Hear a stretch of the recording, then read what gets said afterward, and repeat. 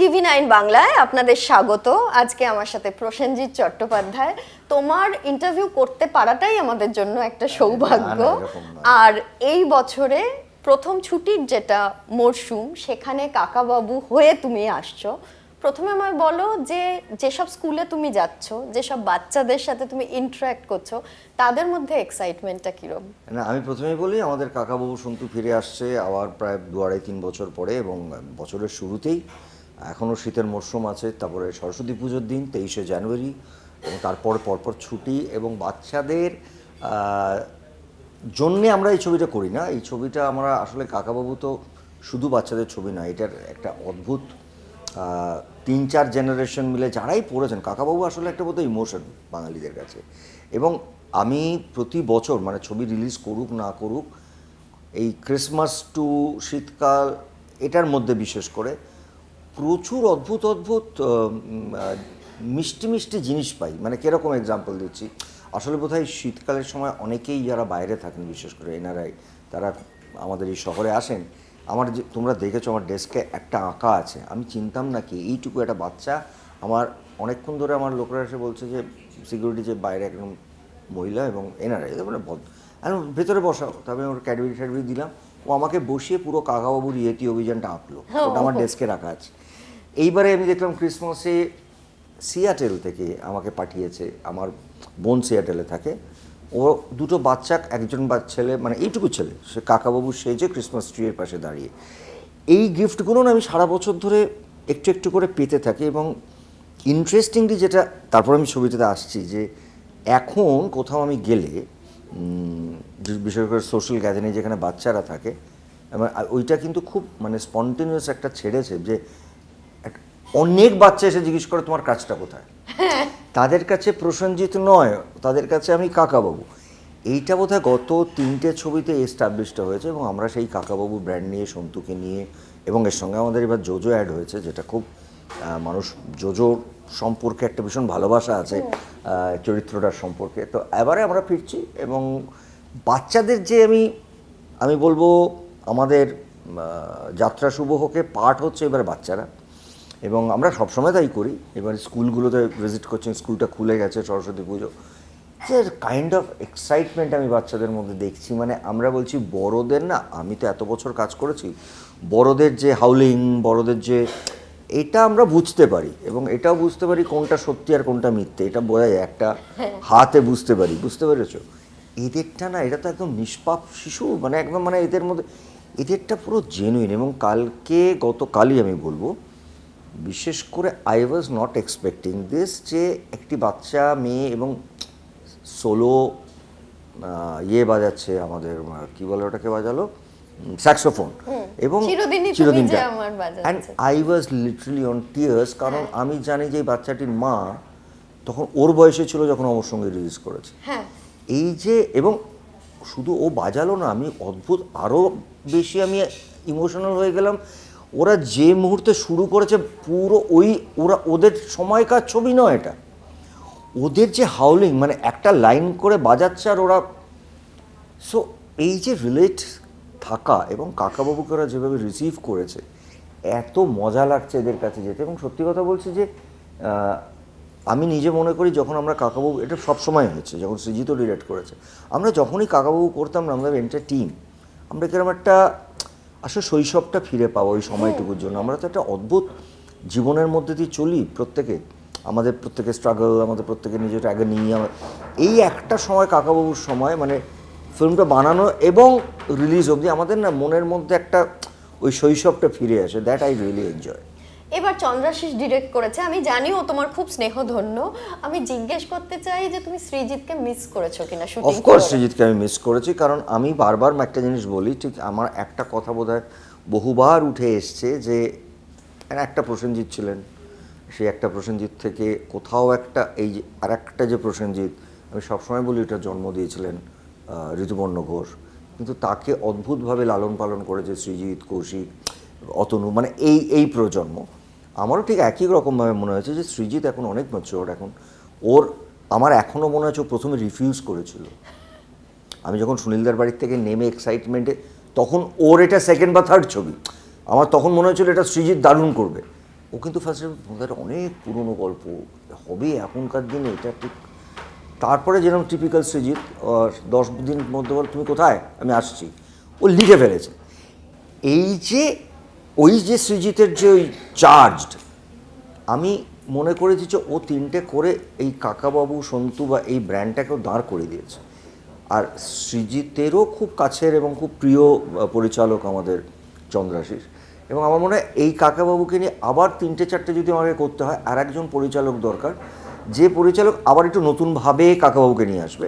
এবং এইটা নিশ্চয়ই যে সৃজিতের কাকাবাবুতে আমি একটা কথাই শুনে গেছি, কারণ 6টা করে ক্যামেরা চলতো, ড্রোন থেকে শুরু করে হেঁটে যাও, হেঁটে যাও, আরে ভাই বা তো মরে যাবো, হেঁটে যাও, ওপরে ক্যামেরা, ডান দিকে ক্যামেরা, ক্রাচে ক্যামেরা, মানে ও তো একটু অত্যাচারিত পরিচালক।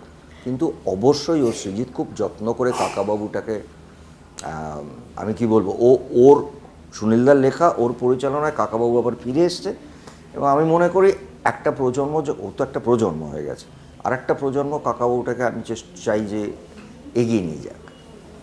তোমাদের জুটির যে ছবিগুলো নিয়ে খুব চর্চা হয়, সেটারও যদি আমরা বাণিজ্যের নিরিখে বিচার করি, কাকাবাবু হিউজ সাকসেস। বাচ্চাদের ছবি যে সময় আমরা রিলিজগুলো করতাম, আমি অ্যামাজনের কথাও বলছি এবং মিশর রহস্য, সেইগুলোর সময় আজকের সময়টা পাল্টে গেছে, নাম্বার 1। কারণ এইবারে আমাকে তো অন্য কথায় যেতে হয়। অটোগ্রাফ সেকেন্ড হবে না, বাংলা ছবির একটা টার্ন ওভার। তার পরের বছরে তোমার মনে আছে নিশ্চয়ই 22শে শ্রাবণের টিজারে পাগল হয়ে গেছিল লোকে, তারপর তো ছবিটার রেজাল্ট ছেড়ে দাও। সৃজিত গুমনামেই যখন আমি লাস্ট করেছি, সকাল 9টার শো, 8টার শো ফুল, লাস্ট আমার সঙ্গে ওর ছবি, আমি কাকাবু বাদ দিয়ে বলছি, ওর সঙ্গে আমার ছবি দশম অবতার, সেটা আমার এখনো মনে আছে। 10টার সময় বসেও পঙ্কজ শ্রীকান্তকে বলছে, তাহলে কি আমরা 9টারটাও শুরু করে দিই। সো সৃজিত, প্রসেনজিৎ এবং আমার ধারণা বাংলা ছবির বেশ কিছু জায়গায়, আমি দায়িত্ব নিয়ে বলছি, জাতিস্বর অলওয়েজ থেকে যাবে। তো আমার মনে হয় সৃজিত আর আমার জার্নিটারই না একটা আলাদা ভ্যালু আছে, এবং সেটা একসময় ঋতুদার সঙ্গেও ছিল। ঋতু আর আমার কম্বোটা অদ্ভুতভাবে লোকে পছন্দ করতো। বাণিজ্য অবশ্যই, মানে ইট ওয়াজ এ হিউজ সাকসেস। এবারে কি হচ্ছে এখন, তো তখন যে ছবিগুলো যখন আসতো, ছবি কম আসতো এবং ছবি এখন অনেক বেশি আসে, আর এক্সপোজার আলাদা হয়ে গেছে। দর্শকেরও লাস্ট 14-15 বছরে এত কন্টেন্ট আমাদের ফোনে এসে গেছে, এইগুলো মাথায় রেখে ব্যবসার কথা ভাবতে হবে। তবে আমার মনে হয় সৃজিত, বিশেষ করে মিশর রহস্য বলবো, ওয়াজ দ্য বেস্ট। তারপরে আমাদের এই ছবিটার যেটা বিজয়নগরের হিরে বেছে নেওয়ার কারণটা হচ্ছে যে এটা শুধু জার্নি নয়, এইটার মধ্যে এটা one of the best written গল্প বাই সুনীলদার কাকাবাবু সিরিজে, এবং এটার মধ্যে প্রচুর আলাদা গল্পের সঙ্গে একটা থ্রিলার আছে, একটা মার্ডার, এটার মধ্যে না একটা অ্যাডভেঞ্চারের সঙ্গে একটা কোথাও থ্রিলার এলিমেন্টও আছে। সেইটা গল্পটা খুব স্ট্রং আসলে, সেটাকে আমার মনে হয় আমরা চেষ্টা করেছি খুব ভালো করেই বানাতে। এখন যখন একটা ছবি আসে, তখন কত দর্শক টিকিট কাটছেন, তার কি বাণিজ্য হলো, এগুলো নিয়ে আমরা অনেক বেশি কথা বলি। তোমার কি মনে হয় যে সেটা একটু কম হওয়া দরকার? আমার মনে হওয়াতে কিছু এসেও যায় না কারণ আমরা তো এইটা নিয়ে কথা আগেও বলিনি, আগে তো কথা বলার জায়গাই ছিল না। ছবি না চলে দুঃখ পেতাম, এক সপ্তাহের জন্য আমরা সবাই একসাথে বসে কথা বলতাম যে ভাই এটা চললো না, তাহলে পরেরটা আমরা আবার ট্রাই করি, কি করা যায়, কি বেটার করা যায়। এই আলোচনাটা ডিরেক্টর, প্রডিউসার, অ্যাক্টর, রাইটার আমরা মিলে করতাম, কিন্তু বলতাম না, এত কথাও বলতাম না। এবং এখন তো অবশ্যই মিডিয়া পাল্টে গেছে, আমার ছেলে বড়, social media is very important. তো আমার কোথাও মনে হয় যে কিছু কিছু চর্চা, কিছু কিছু আলোচনা, যেটা বোধহয় সিনেমায় যারা জড়িয়ে আছেন সবাই জড়িয়ে আছেন আমাদের সিনেমা জগতে, তোমরাও তার বাইরে নও, কিন্তু আমার মনে হয় যে কিছু আলোচনা না, যেটা সিনেমাটাকে ঘিরে বোধহয় একটা ঘরেই হওয়া উচিত। সিনেমাটা আসলে মানুষের কাছে পৌঁছানো উচিত, খুব পরিষ্কার একটা সিনেমাকে না যতটা কম এক্সপোজ করা যায় ডিউরিং মেকিং, আলোচনার মাধ্যমে নয়, সিনেমাটা ইটস এ সারপ্রাইজিং এলিমেন্ট। আমার কাছে মনে হয় আমরা আজও উত্তম জেঠুর কথা বা মিসেস সেনের কথা কেন বলি, এদের এই ম্যাজিক, এদের নিয়ে যদি সারাক্ষণ কথা হতে থাকতো, ওদের কথাটা হবে যখন ছবিটা আসবে। আমি কোথাও বলি যে এই ম্যাজিকটা, সেটা যে কোনো নায়কের জন্যে বা কোনো পরিচালকের জন্যে বা একটা প্রজেক্টের জন্যেও হওয়াটা দরকার, যে আরে আমির খান করতেন, উনি 1.5 বছর 2 বছর ধরে একটা ছবি করেন, তো জানতেও পারে না, হ্যাঁ। হঠাৎ আসে। মানে এই সাডেননেসটা চলে যায় বোধহয় আমার খুব বেশি কোনো কিছু নিয়ে আলোচনা হলে। এটা তো বছরের একদম শুরুর দিকের ছবি, মানে জানুয়ারি এবং সরস্বতী পুজো সেই সময় আসছে। তোমার এখনো ছবি রিলিজের সময় এই টেনশনটা হয় কি না যে দর্শক ছবি দেখতে আসবেন কি আসবেন না? দেখো, ছবি যখন আমরা বানাই, ছবি বানাবার পরে একটা স্বাভাবিকভাবে আজ 40-45 বছর হয়ে গেল, যে টেনশনটা আগে ছিল এখনও সেই একই টেনশন আছে। আর সত্যি কথা বলতে গিয়ে যে আমরা আমার গত হয়তো 10 বছর ধরে করতে হবেই, কিন্তু আমাদের এত মিডিয়াতেও কথা বলার জায়গা ছিল না, কারণ এত কিছু ছিল না। ওই কিছু কাগজে লেখা বেরোতো বা একটা দুটো ইন্টারভিউ দিতাম, ব্যাস এই অবধি। টেনশনটা নিশ্চয়ই হতো। তবে কি হয় জানো তো, কিছু কিছু ছবি আছে, মানে আমি এক্সাম্পল দিচ্ছি, যে আমি দশম অবতার করেছিলাম, ছবিটা কতটা ভালো হবে এইটা ভাবছিলাম, হ্যাঁ। ভালো তো হবেই। ঠিক বিজয়নগরের হিরে, কাকাবাবু, ইমোশন বাঙালিদের এবং বাচ্চাদের, আর এরকম একটা সময় রিলিজ করলে বাচ্চারা আসবেন, ছবিটা দেখবেন। এবারে কতটা দেখবেন, কতটা ভালো লাগলো, তার জন্য একটা টেনশন নিশ্চয়ই থাকে। তবে ছবি রিলিজের সময় আমার টেনশনটা একই থাকে, মানে ওটা আমার একটা মুড সুইংয়ের সময় থাকে। কমানোর জন্য কি করো একটু কফি বলো। খাই, হাঁটি, একটু বকাবকি করি হয়তো নিজের লোকদেরকে, আবার খুব আদরও করি, মানে আমি কিছু করি আমি নিজেও জানি না আসলে। আচ্ছা, আমাদের একটা আশঙ্কা আছে যে তুমি অনেক বেশি বলিউডকে সময় দিচ্ছ এবং বাংলা ছবি একটু কম করবে এরকম ভাবছো, এটা চর্চার মধ্যেও রয়েছে, সত্যি কি না? চর্চার মধ্যে আমি জানি না কেন আছে, এটার পেছনে কোনো কারণ নেই। বলিউড বলে আমার কাছে কিছু নেই।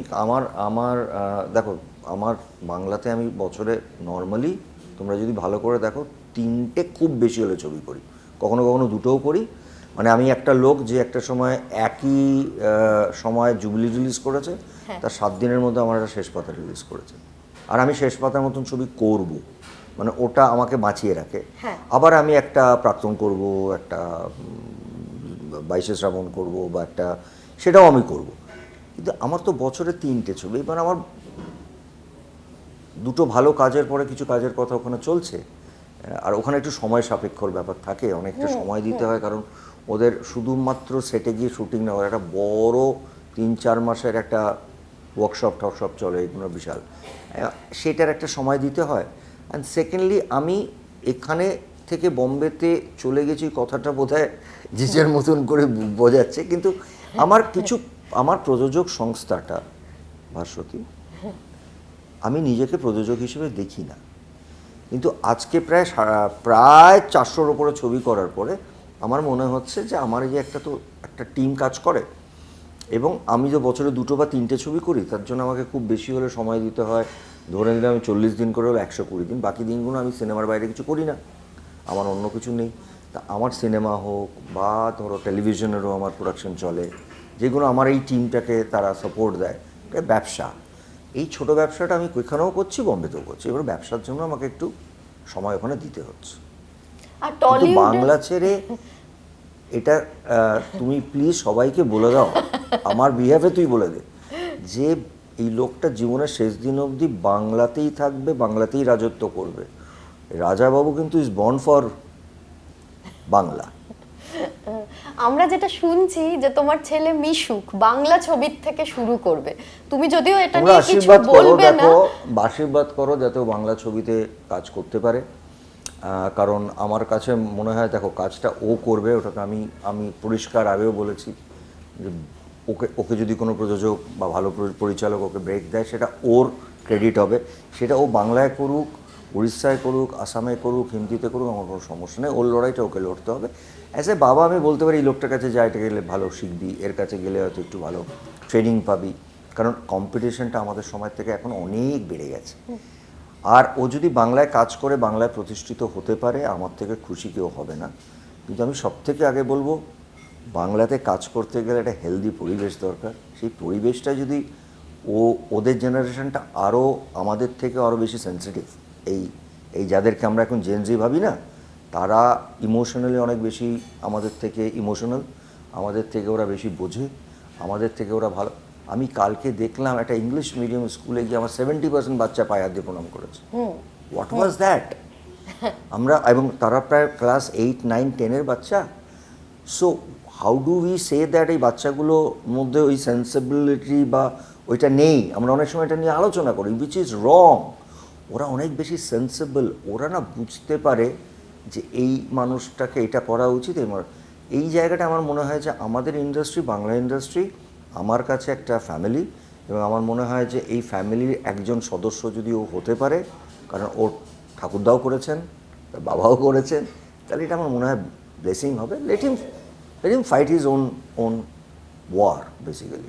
তুমি যে এই পরিবেশের কথাটা বললে, এটা নিয়ে আমরা অনেক সময় আলোচনা করি যে টলিউডের মধ্যেও অনেক সময় আমরা দেখছি ঝগড়া হচ্ছে, অনেক সময় আমরা দেখছি খুব টলিউডটা কেন লড়াই। বলিস বলতো তোরা? আচ্ছা, বাংলা ছবিতে যারা আছে, টলিউড বলে আরেকটা টলিউডও আছে, মানে লেটস নট সে কি টলিউড মানে টালিগঞ্জে আমাদের ম্যাক্সিমাম কাজ হতো, হ্যাঁ সব স্টুডিওগুলো টলিগঞ্জে। হ্যাঁ। তো এইখানে আমরা বলতাম এটা টলিউড মানে টালিগঞ্জ স্টুডিও। টালিগঞ্জ আসলে জায়গার নাম, কিন্তু আমরা তো আসলে বাংলা সিনেমা মানে তো আমরা কিছু একটা নতুন নাম দেয় না যে মানে। আচ্ছা, বাংলা ছবিতে আমরা দেখি যে মাঝে মাঝেই ভীষণ প্রতিযোগিতা হচ্ছে, যেটার থেকে একটা ঝগড়া শুরু হয়ে যাচ্ছে এবং খুব আমাকে একটা অশান্তির কথা বলবি পরিবেশ। বাবু, মানে তোদেরকে আমি অনেক ভালোবাসি বলে বলছি, পৃথিবীতে আমাকে একটা যে ফিল্ড বলে দে, সেটা কর্পোরেট থেকে শুরু করে স্পোর্টস থেকে শুরু করে হোয়াটএভার, কোনো ফিল্ড, পলিটিক্সকে আমি বাদ দিয়ে বলছি, সেখানে ঝামেলা, ঝগড়াঝাটি, অশান্তি এটা হয় না। এটা হয় একটা, এটাকে না তোমার বুঝতে হবে, এটা ইন্ডিভিজুয়াল না, এটা একটা ভেরি কালেকটিভ একটা ইন্ডাস্ট্রি। যে কারণে আমরা হয়তো সিনেমার জগতের লোকরা আজও ইন্ডাস্ট্রি হিসেবে আমরা কোনো ডিক্লারেশন পাইনি যে আমরা পারি না আমাদের টেকনিশিয়ানস বা আর্টিস্টদের পেনশন করতে, কারণ এটা ইন্ডাস্ট্রি হিসেবে আমরা লড়াই প্রচুর করেছি, কিন্তু এটা হয়নি এখনও। বাট এত মানুষ এখানে কাজ করেন, শুধু সিনেমা নয়, সিনেমা, টিভি, ওটিটি, এক্সিবিটর যারা হলগুলো চালাচ্ছেন তাদের ওখানে, এটা কিন্তু একটা হিউজ লোক, মানে একটা ইন্ডাস্ট্রি। এই ইন্ডাস্ট্রিতে তো একটু আধটু যেরকম কর্পোরেট ফাইট হয়, তোমার চ্যানেলে হয় না? হ্যাঁ। সো এরকম কর্পোরেট ফাইট হবে। আবার আমার মনে হয় এই ইন্ডাস্ট্রিতে এরাই আবার বসে এই ফাইটটাকে, কারণ আলটিমেট উদ্দেশ্যটা কি? এই ইন্ডাস্ট্রি যদি আমি ভাবি, বাংলা ইন্ডাস্ট্রি, তার গ্রোথ, তো তার জন্যে কাউকে ধরতে হবে, কাউকে ছাড়তে হবে, কাউকে একটু স্যাক্রিফাইস করতে হবে, কাউকে একটু বেশি দিতে হবে, কাউকে একটু কম দিতে হবে, আলটিমেটলি কালেকটিভ। আমরা না একটা কথা ভুলে যাচ্ছি, এটা বলতে চাই বলে বলছি, একটা সিনেমা সুপারহিট হলে পাশের ছবিটা যদি একটু দুর্বলও হয়, তার ওভারফ্লোতে একটা ছবি সে পায়। একদম। আর যখনই এরকম কিছু হয় বাংলা ছবিতে, সবচেয়ে আগে তোমার কাছে ফোন যায়, কারণ তোমার তো একটা অভিভাবকেরও পোস্ট আছে বাংলা ছবির ক্ষেত্রে। সেইটাতে এখন তোমাকে কতটা সময় ব্যয় করতে হচ্ছে? না, এখন আমার মনে হয় আমার আমার আমার অভিভাবকের জায়গাটা আছে, আমার শ্রদ্ধার জায়গাটা নিশ্চয়ই আছে। আমাকে প্রত্যেকে, আমি কাউকে মানে ইয়ে না করেই বলছি, সবাই এক কথা আমাকে ভালোবাসে এবং শ্রদ্ধা করে, এটা নিয়ে কোনো বড়রা আমাকে ভীষণই স্নেহ করে ভালোবাসেন। সেটা শুধু অভিনেতা প্রসেনজিৎ হিসেবে নয়, তারা হয়তো দেখেছেন যে ছেলেটা যখন প্রায় মানে বসার জায়গা তো আমাদের স্টুডিওতে ছিল না, সবাই বেঞ্চিতে আমরা বসতাম, তখন থেকে ছেলেরা লড়াই করে গেছে, সেখান থেকেই বোধ হয়। নাহলে তাদের আমাকে আলাদা করে স্টার হিসেবে ভালোবাসা স্নেহ করার জায়গাই ছিলেন না। বিশেষ করে মানুষ মানে আমাদের সৌমিত্র কাকুর থেকে, রঞ্জিত দার থেকে, শুভেন্দু, মানে এরা আমাকে অসম্ভব ভালোবাসতেন, বিশ্বাসও করতেন যে ছেলেটা যা করবে সবার জন্য একটা কিছু স্ট্যান্ড নেবে। আজকের দিনে দাঁড়িয়ে আমার মনে হয়, জানো তো, ফ্যামিলিতে যেটা হয় না, জেনারেশনের পর একটা জেনারেশন আসে, তো তারা তখন খুব স্বাভাবিকভাবে সেই লিডারশিপটা নেয়, বড়দের সঙ্গে কনসাল্ট করে। তো যে আমার সঙ্গে কনসাল্ট করে, কথা বলে, আমি আমার মতন করে তাদেরকে বোঝাবার চেষ্টা করি। কিন্তু আমার মনে হয় অভিভাবকের জায়গাটা ইন্ডাস্ট্রিগতভাবে, সেটা এখন আমাদের পরের প্রজন্ম যারা আছেন তারা এটাকে আমি বলবো লিড করবে, এবং লিড করা উচিত পজিটিভ ওয়েতে। ধরো এখন যখন একটা বাংলা ছবি রিলিজ করে, যেরকম ধরো কাকাবাবুও আসছে, সেই ছবি কটা শো পাবে, কি হবে, এটা নিয়ে যখন ধরো প্রতিযোগিতা শুরু হয়ে যায়, সেটার মধ্যে তোমার কি অল ঢুকতে ইচ্ছা করে? দেখো না, নাকি মনে হয় যে তোমার জায়গাটা আলাদাই হওয়া উচিত? ঢোকাঢুকি বলে না, আমার জায়গা কোথাও কোনো জায়গাতে হতে হবে না। আমার যদি কালকে মনে হয় যে আমি একটা সিনেমা বানাবো এবং আমি রিলিজ করবো, আমি দরকার হলে হল ভাড়া করে আমি রিলিজ করবো। আমার পৃথিবীতে কেউ আটকাতে পারবে না। কিন্তু আমি না একটা কথা বলি, আমি যখন একটা ছবি করি আমি আমার পরিচালকের কথাটা ভাবি আগে, আর আমি দেখি আমার প্রযোজক কারা। আমার মনে হয় প্রযোজকদের একটা নিজস্ব, প্রযোজকরা কিন্তু শুধু টাকা লাগান না, একটা প্রযোজক তার একটা সংগঠন আছে, তারা সেই ছবিটা রিলিজ করতে জানে, এটা আবার আমার থেকে তারা বেশি জানে। আমি তাদের সঙ্গে কনসাল্ট করে বলি এটা তোমরা ঠিক করো, আমার কাজটা ছবি বানানো। তো সেই ক্ষেত্রে আমার এই বিজয়নগরের হিরে তাঁরা ঠিক করেছেন। আমার কাজটা ছিল ছবিটা বানানো, অভিনয় করা, প্রজেক্টটাকে সুন্দর করে তৈরি করা, বাকিটা ইটস এ কম্বিনেশন। এবং আমার ছবি বলে কোনো, যেদিন বানাবো আমি বলবো, মানে আমার ছবি তো হয় না, সিনেমাটা তো সিনেমাটা হয়, আমার ছবি হয় না। এতগুলো দশক পেরিয়ে এসে বাংলা ছবির কোন কোন জিনিসগুলো নিয়ে তুমি খুব আশাবাদী আর কোন কোন জিনিসগুলো নিয়ে হতাশ? হতাশ আমি হই না, কারণ আমরা জীবনে যা হতাশ অবস্থা দেখেছি, ভগবান না করুক ওই জন্য বলে ছেলের কথা, যে আমাদের পরের প্রজন্ম এরাও আমার সন্তানের মতন এদেরকে যাতে সেটা দেখতে না হয়। আমরা যে হতাশটা দেখেছি ওটা আর দেখবে না, তারা ওইটা দেখবেন না বলেই আমরা কিন্তু কয়েকজনে মিলে কর্মীর মতন এই লড়াইটা করে গেছি, যাতে আমার পরের প্রজন্ম সেই হতাশটা না দেখে। আমার ওই একটুই বক্তব্য হচ্ছে যে যেটা তুমি একটু আগে প্রথমেই বলেছো, যে কিছু জিনিস থাকে না, যে কোনো একটা কর্পোরেট ডিসিশন সেটাকে আমরা এক্সপোজ করি, কয়েকজনে মিলে কথা বলেন বেটারমেন্টের জন্য, সেটা বোধহয় খুব বেশি আলোচনায় না যাওয়াটা ভালো। কারণ সিনেমাটা দেখতে হবে যে যারা টিকিট কেটে এসে দেখেন, সেটা কোনো নায়ককে, কোনো পরিচালকের কাজ, কোনো রাইটারের কাজ, কোনো নায়িকার কাজ, তারা না একটা ওই ম্যাজিক দেখতে ঢোকেন। তাদের মাথায় না সবসময় বলতে হবে যে আমরা উই আর দ্য বেস্ট। কারণ ওই কমিউনিকেশনটা যদি ঘেঁটে যায়, ওই ম্যাজিকটা কাজ করবে না আমার ধারণা। সেইটা বোধহয় একটু আমাদের কেয়ার নেওয়া উচিত। আর আশাবাদী তো আমি এটা ঠিকই, যে আজকে দিনে দাঁড়িয়ে আমরা সারা ভারতবর্ষে প্যান ইন্ডিয়ার কথা বলছি, এবং এখন আমাদের অ্যাক্টার্সরা, টেকনিশিয়ানসরা আমাদের কলকাতার এবং বাইরের থেকেও প্রচুর কাজ এখানে আসছে। বাংলার বাইরেও, বাংলায় একটা সময় তো এখান থেকে বড় বড় হিন্দি ছবি হয়েছে, বা অন্যান্য ভাষায়, এবং অন্যান্য ভাষারও তাই করছে। আমাদের এখানেও আমরা চোখের বালি করেছি। তো এইটা একটা ভালো সময়, যেখানে না আমার মনে হয় আর আমাদের টেকনিশিয়ান ট্যালেন্ট বা even actors talent is huge.